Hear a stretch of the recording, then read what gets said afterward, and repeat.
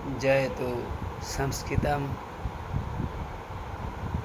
में आप लोगों के सामने डिजि भारतम यह विषय संक्षेप में बताने के लिए प्रयास करूंगा।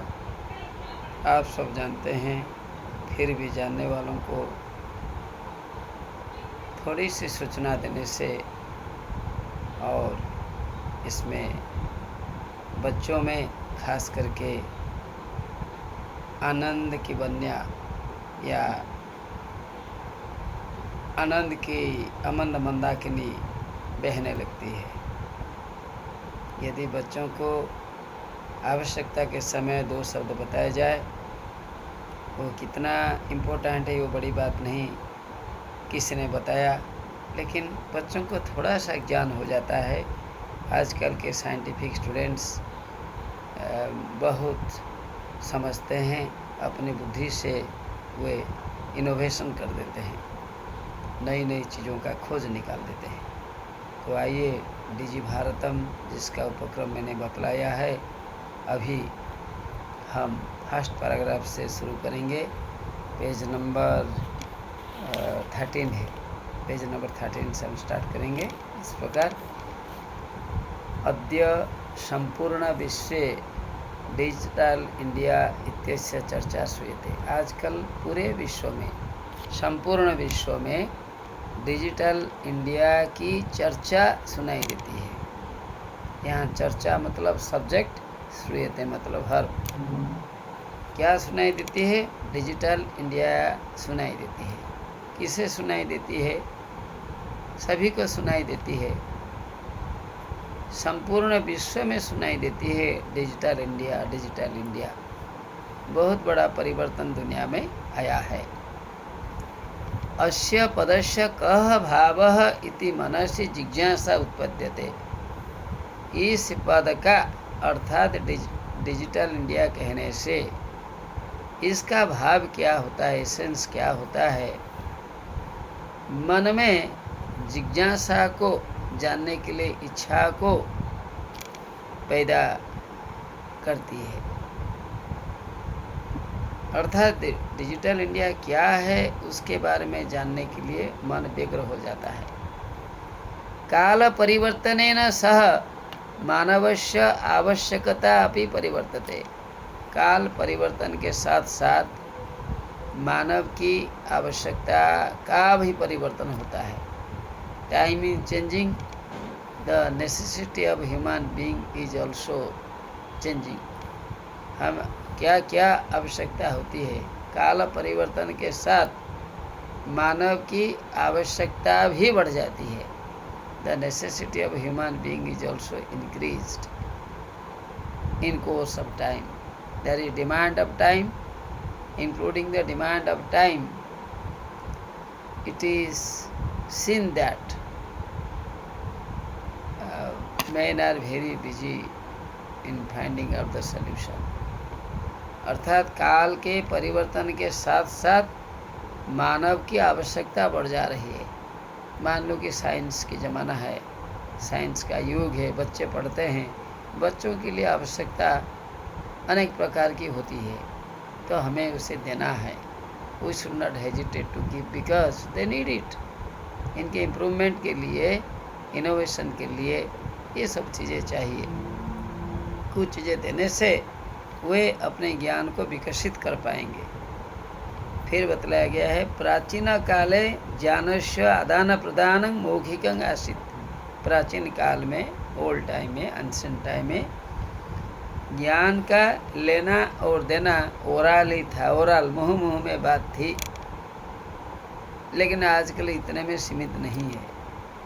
मुँह मुँह में बात थी मतलब परसेप्शन और थोड़ा सा इन्फ्रेंस था। मुँह मुँह में बात चलती थी। कोई देखता है वो परसेप्शन, कोई सोचता है उसके बारे में, नई चिंताएं पेश करता है कोई, तो वो हो गया मौखिक में आएगा। कोई मुख में कहता है, अरे कहने के लिए तो फिर दिमाग लगा कर बोलता है। परसेप्शन नॉलेज है, इन्फ्रेंशियल नॉलेज है। On the basis of on the basis of perceptual knowledge, देखने का ज्ञान, इन्फरेंस नॉलेज इज अप्लाइड, सामने देखा ज्ञान हुआ, उसी ज्ञान को छात्र मन ही मन सोच लिया, उसे आइडिया में अप्लाई किया, तो इन्फरेंस उसमें हो गया, ऑब्जर्वेशन नया प्रकार का हो गया। तो बड़े बड़े लोगों से पूछा, उन्होंने भी कुछ बताया, सभी के ज्ञान से उदाहरण भी वो दे पाया, खुद भी उदाहरण दे पाया और एग्जाम्पल दे पाया, और जो उसने कहा उस बात की प्रामाणिकता रही। Authenticity of a student comes in the end because of perception, because of inference, and because of coming in touch with the great person whenever there is in doubt, and own observation on the basis of all these things. तो विज्ञान के आधार पर छात्र सब कुछ समझता है। We should not ignore a child while learning. We should not discourage. It is because of digital science. It is because of digi Bharatam we are able to know a lot of things. ये देखिए, पहले मौखिक था अर्थात मुंह में चलता था, ओरल था। ओरल था मतलब मैंने कहा कि प्रत्यक्ष ज्ञान के आधार पर ज्ञान चलता था, फिर भी प्रत्यक्ष ज्ञान के साथ अनुमान प्रमाण भी था, देखता था और अपने नज़रों में वो ज्ञान आ जाता था, फिर सोचता था अरे ये बात तो इधर सही है और हमारे इंडिया में सही है, तो अमेरिका में तो ऐसे होता होगा, रशिया में ऐसे होता होगा, इटाली में ऐसे होता होगा, इंग्लैंड में ऐसे होता होगा। उसने सोच लिया। ऑल ओवर इंडिया में जो ज्ञान उसको मिला है पूरा वो ट्रांसफ़र कर लेता है। हमारे विभिन्न स्टेट्स जो है पृथ्वी में, मोर देन 200 स्टेट्स है, exactly I am forgetting to tell, तो सभी जगह ज्ञान फैल जाता है। Student is very inquisitive, he or she knows a lot of things, इसलिए हमें किसी को छोटा नहीं समझना चाहिए। विद्या च श्रुति परंपरया गृह्यते स्म, पहले क्या चलता था ना, विद्या जो थी खाली वेदों को लेकर और प्रमाण शास्त्र को लेकर, पुराण इत्यादियों को लेकर सीमित थी। Actually our knowledge was limited earlier because such type of scientific development did not happen. We did not have at that time a lot of scientific knowledge, so it was confined. Nowadays it has expanded in different branches, difficult to say. और देखिए, गृह्यते स्म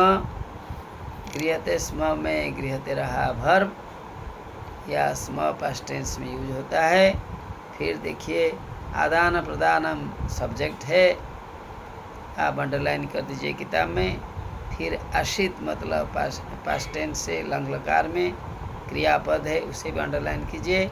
आवश्यकता मतलब subject है। परिवर्तते अर्थात क्रिया है, वर्ब है, इसे भी अंडरलाइन कर दीजिए। जिज्ञासा सब्जेक्ट है और उत्पद्यते वर्ब है। फिर आगे बढ़िए, अनंतरं तालपत्रोपरि, धीरे धीरे तालपत्र के ऊपर भी भोजन पत्रोपरि च लेखन कार्य प्रारब्धम, पहले सुन सुन के हम याद रखते थे, श्रवण से ही ज्ञान चलता था, धीरे धीरे डेवलपमेंट भी होने लगा, तो भोजपत्र के ऊपर भी लेखन पत्र प्रारब्ध हुआ। भोजपत्र आपने देखा होगा, बड़ा पत्र है, उस पर भी लिखा जाता था, उसके बार्क में भी लिखा जाता था। मैंने देखा है अपने आँखों से कैसे लिखा जाता है, लेकिन आजकल तो आवश्यकता नहीं है, क्योंकि साइंस इतना सुंदर सुंदर पेपर दिया है। वो सब पुराने ज़माने की बात धीरे धीरे लोग नहीं देखते हैं, खाली देख लेते हैं फॉर इम्प्रूविंग नॉलेज। अच्छा, इसमें रह गया क्या ना, कर्ता कौन है, लेखन कार्यम सब्जेक्ट है, क्रिया क्या है, प्रारब्धम। प्रारब्धम मतलब शुरू किया। क्या शुरू किया? ना लेखन कार्य शुरू किया। किसके ऊपर शुरू किया?